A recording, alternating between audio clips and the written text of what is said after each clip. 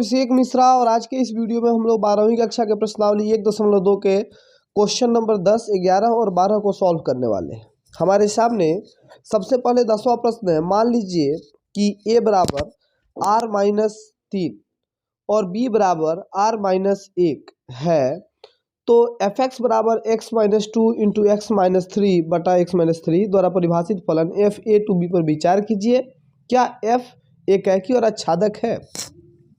ये प्रश्न थोड़ा सा भारी लगा होगा आपको। ये सबसे पहले दो ठो फलन है ए टू बी। मैं ये चित्र क्यों बना रहा हूँ, ताकि आप ए और बी क्या है वो समझ जाए। ए क्या है? सभी रियल नंबर का सेट, मतलब इसमें सभी रियल नंबर्स हैं, सभी वास्तविक संख्याएं हैं, बस किसको छोड़ के? 3 को छोड़ के। बस इसमें क्या नहीं होना चाहिए?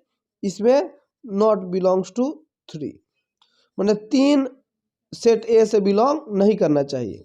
और बी में भी सभी वास्तविक संख्याएं हो सकती हैं, लेकिन बस क्या नहीं हो सकता? एक नहीं हो सकता। ठीक है, सभी वास्तविक संख्याएं एक को छोड़कर, और ए में सभी वास्तविक संख्याएं 3 को छोड़कर। ऐसा क्यों है ये भी मैं आपको समझाऊंगा। हमें फंक्शन क्या दिया हुआ है? एफ एक्स बराबर x-2 और यहाँ x-3। ठीक है, अब एकाकी चेक करने के लिए हम क्या करते हैं? एकाकी के लिए कि fx1 बराबर fx2 रख के चेक करते हैं, और x1 x2 बराबर आ गया तो एकाकी है। सबसे पहले ये समझिए कि यहाँ a में से 3 हटाने की बात क्यों की जा रही है, क्योंकि अगर यहाँ x का मान 3 रख लेते हैं तो 3 में से 3 जाएगा तो 0 हो जाएगा। और किसी भी संख्या के बटे में अगर 0 आ जाए, जैसे मान लीजिए ऊपर अगर हमने x का मान 3 रखा तो 3 में से 2 जाएगा तो 1 हो गया, और नीचे 0 हो गया।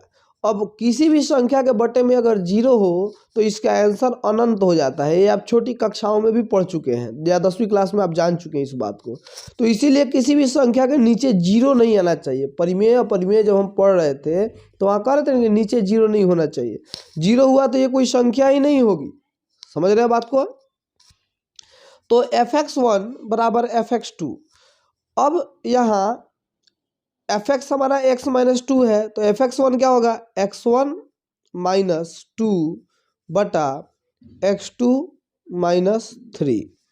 ठीक है, बराबर, सॉरी यहाँ भी x1 ही होगा ना, fx1 निकाल रहे हैं ना, गलती से x2 मैंने बोल दिया।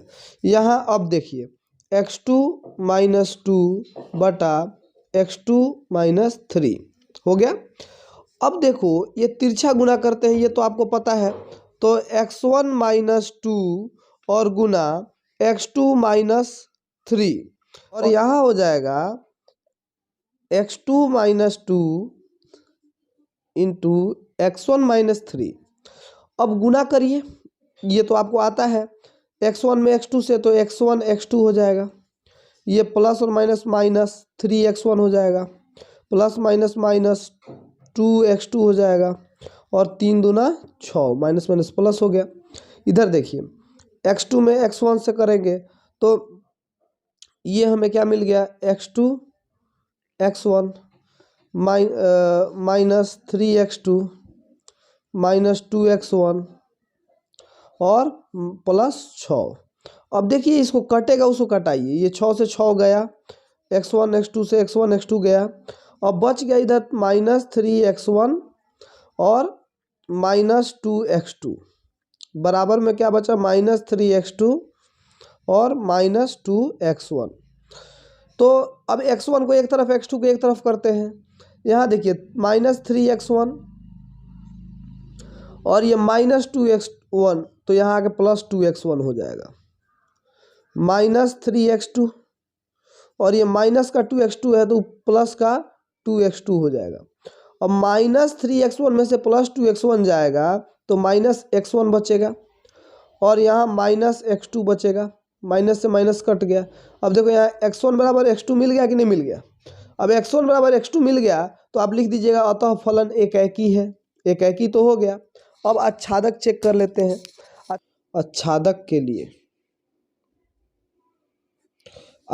के लिए क्या होगा कि मैंने कहा था कि fx को y मान लीजिए, तो यहाँ y बराबर x-2/x-3।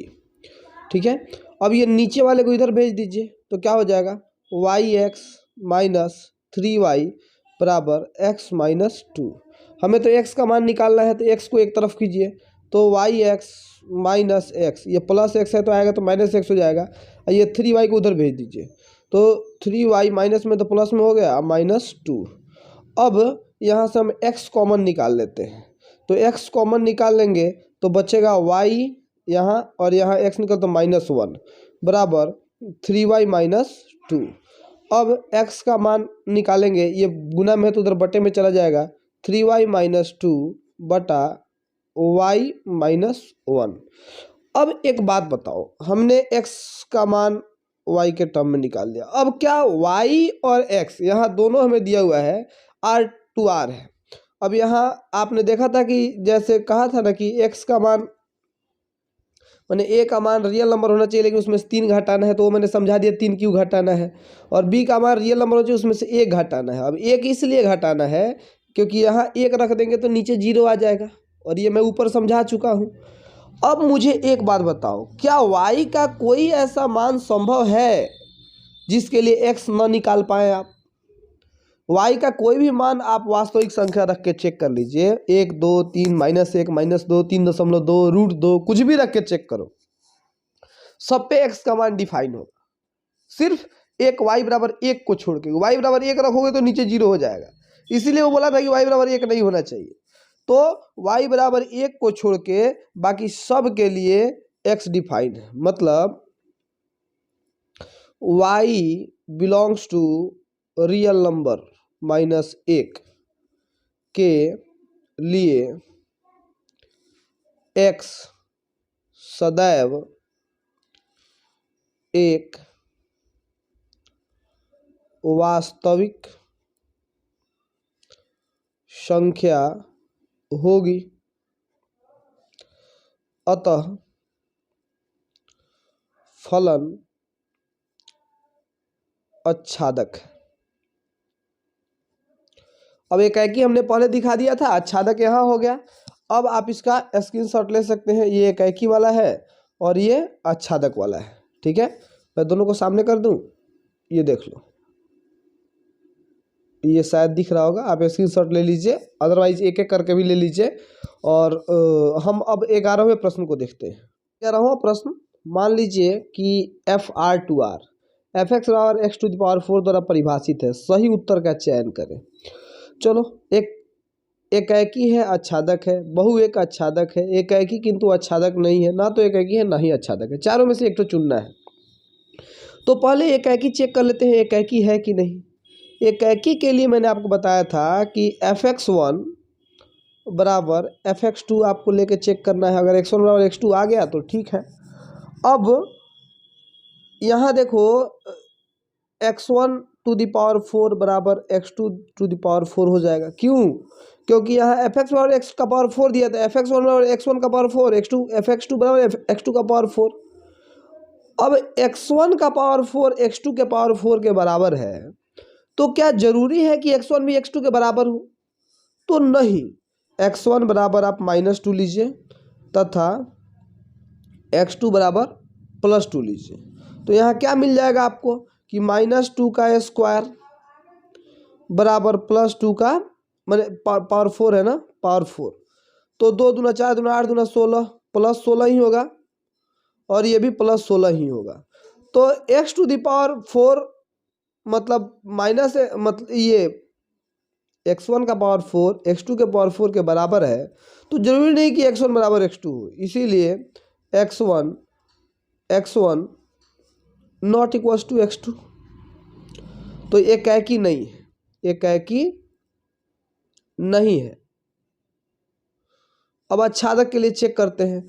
मैंने कहा था आच्छादक के लिए आपको fx को y मानना है, y बराबर x⁴, तो x बराबर क्या हो जाएगा, √1/4 और ये x हो जाएगा, पावर 4 आएगा तो ये मतलब इसका घनमूल से भी ज़्यादा होता है। इसके ये तो आप 10th में सीखे होंगे, 10th में नहीं, ये 8वीं क्लास में भी सीखना था आपको अगर याद हो तो मतलब इसमें से 4 ठो के बदले 1 ठो निकल जाएगा बाहर, इसको निकालने के लिए।